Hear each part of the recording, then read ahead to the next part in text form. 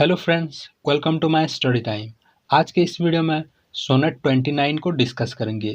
Sonnet 29 William Shakespeare की एक बहुत ही फेमस सोनेट है। तो BEG 106 में सोनेट 29 एंड सोनेट 30 दिया गया है। BEG 106 में सोनेट 29 एंड सोनेट 30 का जो एक कंपैरिजन है, स्टडी इन कंपैरिजन, ये टॉपिक दिया गया है। तो आज के इस वीडियो में हम सोनेट 29 को लाइन बाय लाइन डिस्कस करेंगे और इसका जो मीनिंग है इसे समझेंगे। तो आई होप ये वीडियो आपको पसंद आएगा। तो वीडियो पसंद आए तो वीडियो को लाइक कर दीजिए, शेयर कर दीजिए and my study time YouTube channel को सब्सक्राइब कर लीजिए। तो चलिए आज का ये वीडियो शुरू करते हैं। सोनेट 29 को लाइन बाय लाइन एक्सप्लेन करने से पहले इस सोनेट का जो समरी है वो मैं आपको ब्रीफली एक्सप्लेन कर देता हूँ। इस पोएम में पोएट बहुत लो फील कर रहे हैं। खुद का जो लाइफ है वो प्रॉब्लम से भरा हुआ है, ऐसे सोच रहे हैं। और ये जो सारे प्रॉब्लम्स है, इन सब के लिए वो खुद का जो भाग्य है उसे ही दोष दे रहे हैं। और पोएट ये भी सोच रहे हैं कि खुद भगवान भी उन्हें इग्नोर कर रहे हैं। पोएट अपने चारों तरफ लोगों को देख रहे हैं और वो सारे लोग खुशी से अपने जो ज़िंदगी है वो बिता रहे हैं। उन सबको देखकर पोएट उनके जैसा बनने की कोशिश कर रहे हैं, लेकिन उनके पास जो चीज़ें हैं पोएट के पास उन सभी चीज़ें नहीं हैं। तो इसे देखकर पोएट और भी ज़्यादा दुखी हो जाते हैं। लेकिन पोएट अपने अतीत के बारे में सोचते हैं और अतीत में उन्हें दिखाई देता है, अपने एक दोस्त दिखाई देता है। और जब वो दोस्त के बारे में सोचने लगते हैं, पोएट मोटिवेट हो जाते हैं।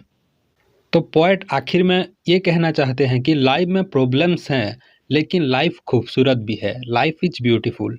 तो आइए लाइन बाय लाइन इस पोएम को एक्सप्लेन करते हैं।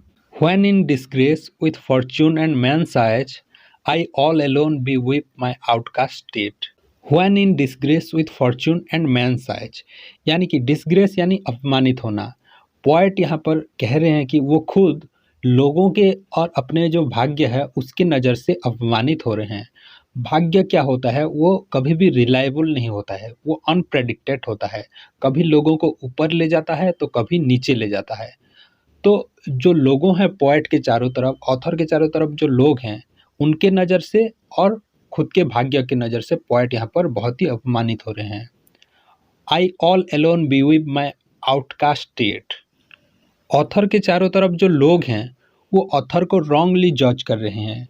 तो इसकी वजह से पोएट यहाँ पर अंदर ही अंदर रो रहे हैं। बी विप का मतलब यहाँ पर क्राइंग होता है, किसी दुख की वजह से क्राइंग, रोना होता है, ठीक है।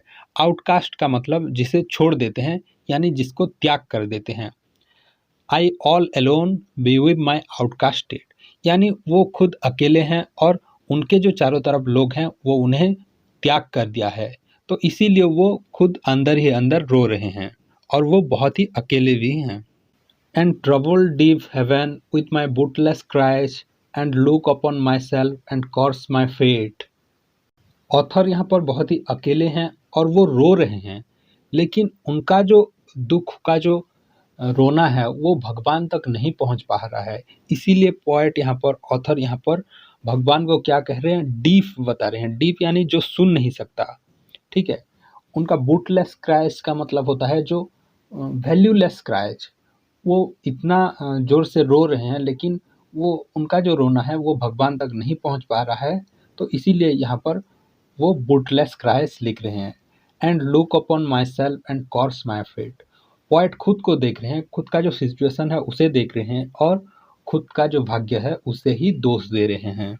यहाँ पर खुद को देखना, इसका मतलब ये है फिजिकली खुद को नहीं देख रहे हैं, वो इंट्रोस्पेक्ट कर रहे हैं, यानी कि आत्मनिरीक्षण कर रहे हैं।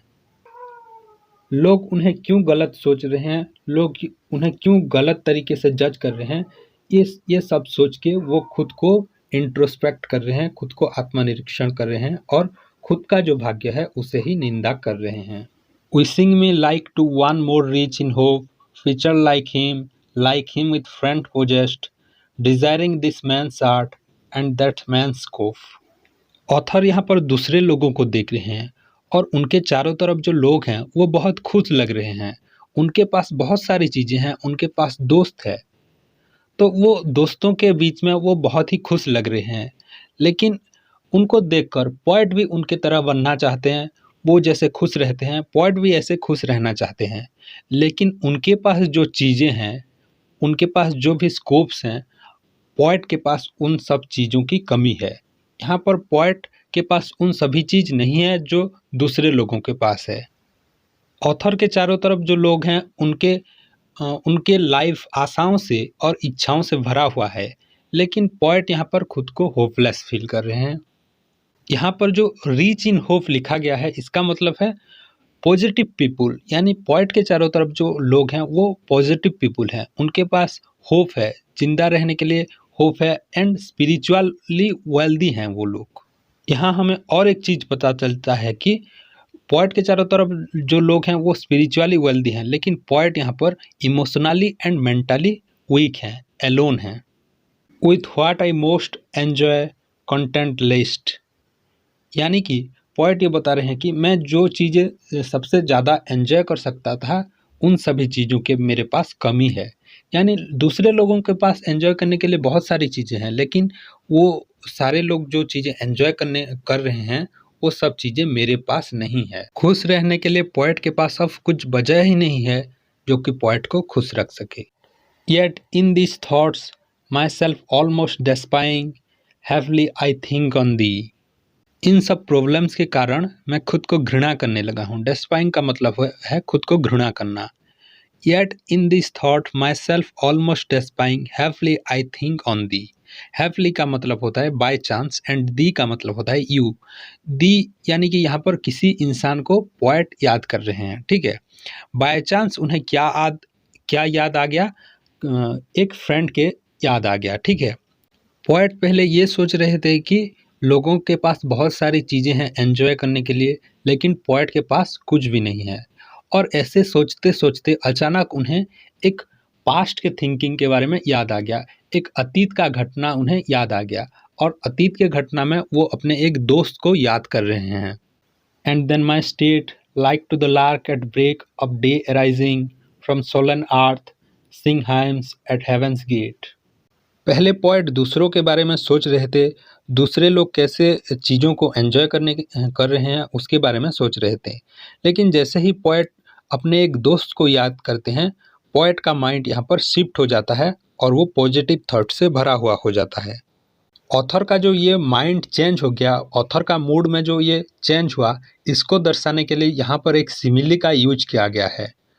तो एक लार्क एक पक्षी होता है, तो लार्क पक्षी क्या होता है, सुबह होने पर वो जैसे जमीन से आसमान की ऊंचाइयों तक उड़ जाता है, उसी तरह पोएट का माइंड क्या होता है, फ्रॉम सोलन अर्थ। सोलन का मतलब होता है दुखी, एक दुखी धरती से वो कहाँ पहुँच गया, हेवन के गेट तक, यानी स्वर्ग के द्वार तक पहुँच गया। तो यहाँ पर ये एक सिमिली का यूज किया गया है।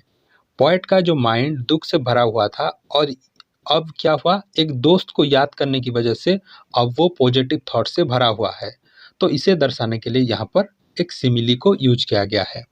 From sullen earth sings hymns at heaven's gate, यानी लार्क पक्षी जो जमीन से आसमां की ऊंचाइयों तक उड़ता है और वो भगवान का जो हाइम्स यानी मंत्र होता है वो गाता रहता है, ठीक है। उसी तरह पोएट का जो मूड है वो नेगेटिव थॉट से भरा हुआ था, दुख से भरा हुआ था और वो जमीन में था। अब वो एक आज़ाद पंछी की तरह पॉजिटिव थॉट्स से भरा हुआ है और हेवेंस की गेट तक पहुंच गया है, यानी कि एक ऊंचाइयों तक पहुंच गया है।